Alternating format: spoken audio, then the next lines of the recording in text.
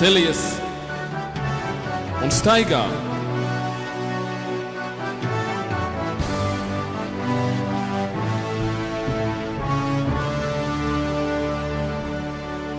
Jo tam, kura dēļ viss ir, un caur ko viss ir, kas daudz bērnu vada uz godību, tam pienācās viņu, pestīšanas iesācēju, ciešanās padarīt pilnīgu.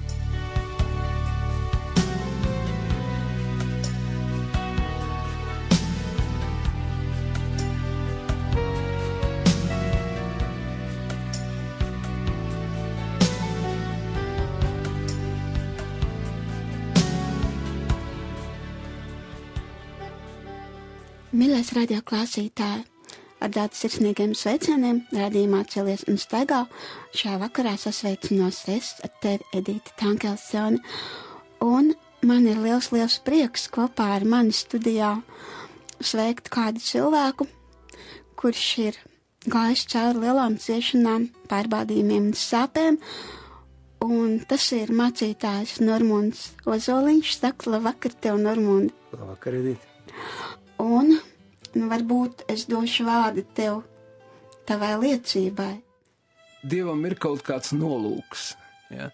Redzi, Ieba dzīve bija tāda, ka tas notika ar Iebu ne jau tāpēc, ka Dievs bija novērsies no viņa, bet tāpēc, ka Dievs bija pievērsies viņam. Tāpēc tas notika. Jo Dievam bija nolūks. Dievs gribēja svētīt Ievu. Mēs zinām to nobeigumu, jā, Ievas dabūja 2 reizes vairāk, jā. Bet Dievs gribēja dot Iebam arī jaunu ģimeni, jo Dievam patika Iebs, bet nepatika viņa ģimene. Mēs lasām, viņa dēli bija uzdzīvotāji, viņiem patika uzdzīva un tā tālāk, un viņiem neinteresējās par Dievu, jā. Un mēs redzam, kad Iebs ir tāds Jēzus prototips. Bet tas ir stāsts par Jēzu. Jēzus ir tas Iebs, tas cietējs. Ja? Un mēs redzam, kad Dievs salauž, viņš satriec, mēs tā varētu teikt. Es sitīšu gan un avs izklīdīs. Ja? Kad viņš liek savam dēlam ciest, lai izmainītu Dieva ģimeni. Saprot? Lai izmainītu Dieva ģimeni. Lai tā korumpētā vecā tempļa sistēma izbeigtos. Lai šī reliģiskā korumpētā sistēma tempļa, kā Jēzus teica, jūs esat Dieva namu pārvērtuši pa slepkavu bedri. Ja?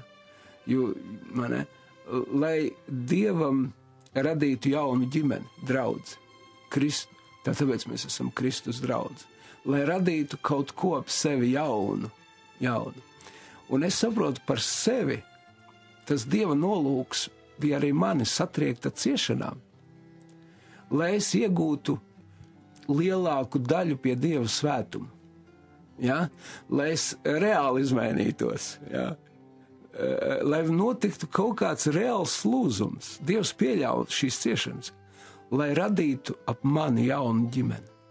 Tāpēc rakstīts, pestīšanas iesācē ir kaut kāds iesākums, ko Dievs grib darīt manā dzīvē, manā kalpošanā, likt jaunu iesākumu manā kalpošanā šajā zemē. Ja? Un tāpēc tās ciešanas, kam es esmu un joprojām eju cauri, man nākas par labu. Ja? Lai rastos kaut kāds jauns iesākums, mēs lasām par Iebu, ka Iebam dzima meitas atkal, kas bija skaistāks par iepriekšējām un skaistāks visā pasaulē nevarēja atrast tik skaistas meitas kā Ieba meitas. Lai parādītos Dieva skaistums, ja? Nevis tikai reliģiskā rutīna, bet skaistums parādās grūtībās. Ciešanās, tas parādās, izkristalizējās, tā Dieva godības skaistums, saprot? Tas krāsas Dieva, ja? Tās dzimst tur, Un tās dzimst tajā brīdī, kad Iebs satiek Dievu personīgi. Krievs saka, sobstveni personai. Un kad viņš rakstā, līdz šim es no citiem esmu par tevi dzirdējis, bet tagad manas acis tevi skatījušas. Ja? Viņš satiek Dievu. Viņš saka, visu mana mute apklust, es vairs neko neteikšu. Es tevi esmu redzējis, runājis vaigā. Lūk tā, un ciešanās mēs satiekam Dievu. Bieži vien ciešanas ir labvēlīgas, lai mēs satiktu Dievu vaigu vaigā. Un lai mūsu tā iekšējā būtne izmainītos Dieva līdzībā. Ja? Un lai mēs tiešām tiktu padarīti pilnīgi, ne? Ja tu neklausījies radījumu pirms nedēļas, tad īsos vārdiņos atstāstīšu šo liecību, kā Normundam tika konstatēts audzējs. Sākumā domāju, ka tas ir labdabīgs, pēc tam izrādījās, ka tas ir ļaundabīgs mugurkaula audzējs, kur dēļ Normunds ilgu laiku bija pilnīgi paralizēts, nācās gadu nogulēt uz gultas. Un daudz, kam Normunds izgāja cauri šajā laikā, bet daudz arī atziņu ieguva, un tagad mēs kopā varam svinēt Dievu uzvaru, kā es teicu rādījumā pirms nedēļas, kad es pirmo reizi dzirdēju par šiem smagajiem pārbaudījumiem. Toreiz nodomāju, tad, kad Normunds piecelsies un atvesļosies, viņš noteikti viesosies rādījumā Celies un Staigā. Un man pat tiešām ir liels prieks, ka šīs manas domas ir piepildījušās, un man ir prieks, Normunds, sveicināt tevi sev pretī sēžot, redzījumā Celies un Staigā. Un tā tiešām bija milzīga Dieva uzvara, kad tu spēji uzkāpt 6. stāvā. Klausoties tevi pagājušajā rādījumā, man radās kādi jautājumi, kurus laika trūkuma dēļ es tev neuzdevu. Pirmais, tu stāstīji, ka tu gāji cauri šīm ķīmijas terapijām, un tevi atklāja šīs audzējas šūnas, un, kā tu jūties, varbūt tīri fiziski šajās ciešanās, vai tev nebija tā grūti pieņemt savu fizisko ķermeni, kurā mājoja šī nāvējošā slimība, kā tu savienoji kopā šo dvēseli garu, kurā mājo Dieva gars, šo ķermeni, kurā mājo šī slimība. Es daudzreiz domāju par cilvēkiem, kuriem ir atklātas kādas nāvējošas diagnozes, ko viņi jūt attiecībā pret savu ķermeni, kurā viņi joprojām dzīvo, kā tas bija. Tev varbūt no manas puses tāds mazliet dīvains jautājums, bet tomēr. Nē, protams, kad es to varētu salīdzināt tā, ka tu esi tumsā, ja? Tu esi kaut kādā dziļā bezdibenī, bet tu redzi, ka tev ir viens neliels gaismas stariņš, ja? Un tas gaismas stariņš ir tavs attiecības ar Dievu, ja? Un tas ir vienīgais glābjošais moments, ka tev ir pieeja pie Tēva troņa. Ja? Un es visu laiku esmu prasījis Dievam, kāpēc un par ko. Un es esmu pārmeklējis savu dzīvi, un es domāju, ka, ja es būtu zinājis, es būtu darījis daudz ko iespējams, ja? Lai izbēgtu no šīm briesmām, ja tas iespējams. Ja? Bet, vilciens ir aizgājis, bieži slimība ir uznākusi, viss, ko tu darīsi, ja? Bet tad vienīgais, kas paliek, ir, ka tu redz, kas ir. Es biju zaudējis spēju staigāt, bet spēju sajust Dievu es nekad nebiju zaudējis. Nekad, jā. Dievs ir kaut kur rakstīts tā, ka es esmu tev klāt bēdās. Es izraušu tevi no tām un celšu godā. Un es zinu, kā tas ir, ka Dievs ir klāt arī bēdās. Dievs neizrauj no tām vēl, ja? Bet viņš ir klāt tur, ja? Ar tevi. Un tas bija vienīgais glābjošais man moments, kad es nesabruku garīgi. Ja? Es sabruku fiziski, bet garīgi es nesabruku. Ja? Vienīgais es varēju lūgties.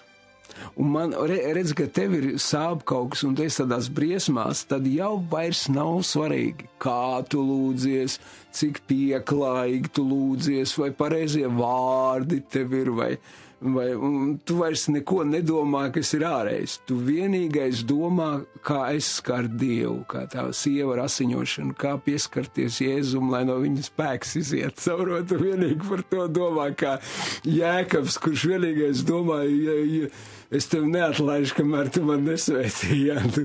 Tu vienīgais domā, kā saņemt svētību, dziedināšanu no Dieva. Un es atceros, es lūdzos vakarā, es ar gaismiņu iesāku lūgties, no rīta es ar gaismiņu pabeidzu, ja, un tas laiks paskrien kā 5 minūtes. Tad, kad tev ir grūti, un es atskārstu, ka es visu nakti esmu lūdzies. Un tu lūdzies pavisam savādāk. Ja? Tas ir tā līdzība, kad tā sieva, kurai tiesnesis ilgu laiku neizlēma viņas lietu, redz, ka tu esi slims tādā veidā. Pats svarīgāk ir par dziedināšanu, lai Dievs izlem tavu lietu. Varbūt, lai Dievs tad sūta man nāvi, es tā esmu lūdzies, jā. Vai lai Dievs man dziedina, bet katrā gadījumā, lai Dievs neklusē. Jā. Jūs zināt, tā kā notiesā, ka tas, kas ir saņemts pa noziegumu, viņš ir cietumā. Un grūtākais priekš viņa ir būt nenotiesātam, jā. Ka tiesa vēl nav notikusi, jā. Tas ir pats grūtākais moments, jā. Un ka Dievs vēl nav atbildējis tev. Ar ko viņš atbildēs? Vai nu jā, vai nu nē? Vai nu dzīvot, vai mirt? Dievs, bet vismaz atbild, tu saki kaut ko. Ja tu teiksi mirt, tad labi, lai notiek, jā. Tad es eju pie tevis, jā. Ja tu saki dzīvot, tad es dzīvošu, jā. Tad dziedini mani, jā. Bet katrā ziņā kaut ko saka, nu neklusē Dievs, jā. Un saprot, ja tu tā lūdzies, tad Dievs arī atbild. Dievs atbilda. Un ja tu nepārprotami lūdzies, tad Dievs arī nepārprotami atbild. Un man Dievs tādos svarīgos brīžos atbild tādos 3 veidos. Un man tas ir bijis vairāk reizes, kad Dievs šos 3 veidus ir lietojis. Viens Dievs atbild caur cilvēkiem, caur vārdu Bībelē, un caur zīmi, redzamu zīmi. Un Dievs atbildēja man šajā situācijā. Un tagad kā? Ļoti interesanti. Man ir daudz laika, es sēžu, skatos Benija Hina raidījumu internetā. Šī ir tava diena, saucās raidījums. Un pēkšņi Benija Hins saka tā, tur ir kāds cilvēks, kuram ir audzējis muguru kaulā. Un tas audzējs ir saistīts ar kaut kādu asins saslimšanu. Un jums tagad ir karsts paliek. Un man tiešām paliek karsts. Man ir tāds sajūta, ka Dievs ir savu rādītāju pirkstu to ekrānu izvācis un man iebakstīs krūtīs un saka, tas par tevi, Normand. Tas ir par tevi. Un es esmu pārņēmts. Un es saprotu, ka tas tiešām ir par mani. Un man tiešām paliek karsts. Un Benija Hins saka tā, kad jūs esat dziedināts no šīs asins saslimšanas, ja, un tā slimība vairs neatgriezīsies pie jums. Un tas kungs tā ir runājis. Un tas vārds tik ļoti dziļi man aizskāra. Un nākošajā tas bija cilvēks, ar cilvēku. Caur zīmi ir, es guļu gultā vienīgais, ko var skatīties pa logu. Un es tagad redzu, pēkšņi parādās tik fantastiska varavīksne. Es esmu redzējis daudz varavīksnes, bet tādu nekad. Ja. Un tas redzējums ilga 3 minūtes. Un cik pēkšņi parādījās, tik pēkšņi pazuda. Es saprotu, ka varavīksne tas ir tas, ko Dievs ir Noasam apsolījis, ka viņš zemi vairs neizpostīs. Un tas ir tas Dieva apsolījums, ka viņš man vairs neizpostīs. Un trešais ir caur vārdu. Es lasu Bībeli no Jesejas grāmatas, kur ir apmēram tā rakstīts, kad redzi, smags likteņa trieciens ķēra tevi. divkārtīgs likteņa trieciens, ja? Bet es izņēmu no tavām rokām šo apreibinātāju kausu, ja? Un turpmāk tev nebūs no tā jādzer, ja? To ciešanu kausu Dievs ir izņēmis ārā no manām rokām, ja? Un tā ripošana uz leju vairs nenotiks. Viss, es esmu noripojis līdz lejai, ja? Kad tagad sākās augšupēja, ja? Un tā augšupēja sākās ļoti lēnām. Dievs dziedināja mani no, kā es sacīju, ja, kad man kaut kas vēl tur ir palicis tās šūnas, ja, bet audzējs neaug vairs. Dievs ir nospraudis robežas. Mans asins ir vesels, tīrs. Bet kā tad ar to paralīzi? Tur Dievs ir noteicis tā. Redzi, tāpat kā Simpsons atauga viņa mati lēnām, pamazām, tāpat ataugs tavs spēks lēnām un pamazām ataugs, atjaunosies tavs spēks. Kā mati aug, matus tu neredz, kā viņa aug, bet viņa aug, jā. Un tāpat atjaunojas mans fiziskais spēks. Un sāku es ar to, kad man sākumā mācīs sēdēt. Es pasēdēju 15 minūtes, pirmo reizi, kad man nolika sēdus, es zaudēju samaņu. Un tad arvien vairāk un vairāk, jau tas bija stundu, ka es varēju sēdēt, un tā arvien vairāk, jā. Nu, tad nākošais solis liekam tev stāvēt. Un tā es kādas 2-3 minūtes pastāvu, un viss vairs nevar. Nākamais solis ir spērt pirmo soli, jā. Un tad es atceros, fizioterapeits tur no vienas puses sieva un meita no muguras, 3 cilvēki man tur, un tagad saka, tagad ej, ja, pats vēl uz 2 kruķiem. Liekas, ka tu gāzies gar zemi, un tu 2 soļus pasper, un tu liekas, ka tu esi aizsteigājis, nezinu, līdz Maskavai, jā. Šausmīgi. Un es domāju, ārprāts, ja tas ir tik mokoši, kā es varēšu aiziet, kad pienāks tas brīdis, kad uz to lietu varētu aiziet, jā. Un tā pagāja vesels gads, es pēc tam mācījos rāpot, pēc tam es mācījos uz staigulu tādu, uz 4 riteņiem staigāt, un tad es trenējos, un tad jau es pirmo reizi gāju laukā, un tad jau es arvien vairāk un vairāk uz 2 kruķiem, pēc tam uz 1, un tagad uz pieķis eju, ja. Un tā, tagad es uzēju 6. stāvu, var iedomāties, tas ir fantastiski.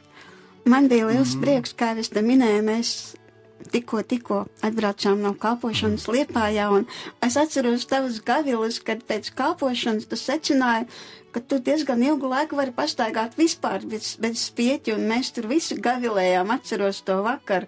Man bija prieks, tev bija vēl jau lielāks prieks, un tā ir kā liecība, kā tā varavīksne, ko Dievs tev parādīja, ka Dievs atjaunos tevi, piecels tevi, un tu turpinās iet, staigāt un kalpot, bet man jautājums sakarā ar to, ko tu tikko minēji par savu nespēcību, bija jāmācās sēdēt, stāvēt, staigāt, bija jābūt atkarīgam no citiem cilvēkiem, un es atceros tevi vēl pirms šīs slimības kā tādu neizsīkstošas enerģijas pilnu, tādu stipru, priecīgs, es joprojām visu varošu, skrienošu, vai nebija tev tā diezgan, negribu teikt, pazemojoši, slikta sajūta, ka tagad citiem cilvēkiem vajag tevi kopt, turēt, mācīt, staigāt. Atceros, manā dzīvē bija laiks, kad es biju zaudējusi redzi, un man bija jābūt atkarīgā no citiem cilvēkiem, un man tas bija ļoti pazemojoši, ka citiem tagad vajag vest mani pie rokas, un tāpēc, kad es šo redzi atkal atguvu, man bija liels prieks, ka es daudz ko varu darīt pati, un kā tas bija tavā dzīvē šai situācijā. Nu jā, tas ir faktiski, jā, tas ir mokoši, kad es esmu tāda nasta savai sievai, un es saprotu, ka es esmu problēma ne tikai sev, bet arī citiem, jā. Un tas bija, es esmu diezgan godkārīgs, tāds lepns cilvēks pēc dabas, jā, un es negribu, lai citi mocās, es pats ar visām lietām tieku galā, un pēkšņi kādam citam ir jātiek ar mani galā, un es gribētu pateikties arī savai sievai par tām rūpēm, ko viņi tiešām darīja visu iespējamo, ko varēja darīt. Jā. Viņi bija man kopēji, un viņi kārtoja visus dokumentus un slimnīcas, un es varu pateikt, ka nebija nevienas dienas, kad viņi nebija atnākusi uz slimnīcu, jā, pie manis. Kad es biju 1,5 mēnesi slimnīcā, viņi nāca praktiski katru dienu. Jā. Es atceros, mēs gājām, kad viņi man mazgāja galvu, ka es gultā gulēju, bļodā, un mēs mēģinājām kaut ko darīt, un slavu Dievam. Un, protams, man bija ļoti sākumā pazemojoši tas, bet vēlāk, tu saproti, ka nav jau cita varianta. Ko vēl var darīt, jā. Un tad tu lūdz par to, lai pienāk tas brīdis, kad, tu neesi citam par nastu. Un tagad ir tas brīdis, manā dzīvē, ir tāds brīdis, kad, es saprotu, man vajag ka es nevaru varbūt pats tālus gabalus iet, jā, uz veikalu un uz aptieku un tā. Bet pārsvarā apkopt sevis varu, jā. Un es mēģinu, ko es varu, jā. Bet ja kādam ir, saprotiet, mums jākalpo viens otram, jā. Un dažreiz tas cilvēks, kurš ir cieši invalīds, jā, viņš ir pārbaudījums citiem, jā, ja viņi ir ticīgi un tādi žēlsirdīgi, tad lūdzu, tad ir iespēja to apliecināt, parādīt, uz praksē, ne tikai vārdos, vai ne, lūdzu, tad esi žēlsirdīgs, jā. Tā ir, tā kā nevajag jau kautrēties, Jēzus jau arī bija bezspēcīgs, jā. Viņš bija krustā, bet tur uzradās cilvēki, kas viņu noņēma no krusta, kas iedeva viņam pat savas kapavietas nebija, un tad Dievs dod cilvēkus, kas gādā. Un dažreiz tie ir pilnīgi tādi cilvēki, kur jūs negaidāt, jā, kur nav pat tuvākie cilvēki, kas bijuši līdz šim, bet uzrodas kādi citi cilvēki, kas par jums gādā, jā. Bet nevajadzētu kaunēties par to, slavējiet Dievu par to, jā. Mums jākalpo viens otram ir, vai ne? Man ir prieks, ka es varu redzēt Dievu godību, Dievu pagodināšanos, arī pieļaujot šos pārbaudījumus, jo varbūt Sātans domāja, ka viņš ar šīm ciešanām tev noslaucīs, izsitīs no kalpošanas, nogalinās, bet Dievs ņēma un šīs ciešanas pārvērt uzvarā. Tāpat kā Jēzus krusta nav, viņš pārvērt uzvarā. Tā kā slava Dievam par šo notikumu, Norma, un slava Dievam par to, ka tu atkal ej un kalpo Dieva spēkā, ne savā spēkā. Un, mīļais klausītāji, mēs tiksimies ar mācītāju Normundu Ozoliņu arī radījumā Celies un staigā pēc nedēļas, kad mēs turpināsim sarunu ar Normundu, jo Dievs šajā slimības laikā viņam ir nevienu atziņu devis, ar kādām viņš jau dalījās šajā radījumā, bet kaut kas palika arī neizrunāts, tāpēc es kopā atkal ar mums radījumā Celies un staigā pēc nedēļas, lai Dievs tevi svētī.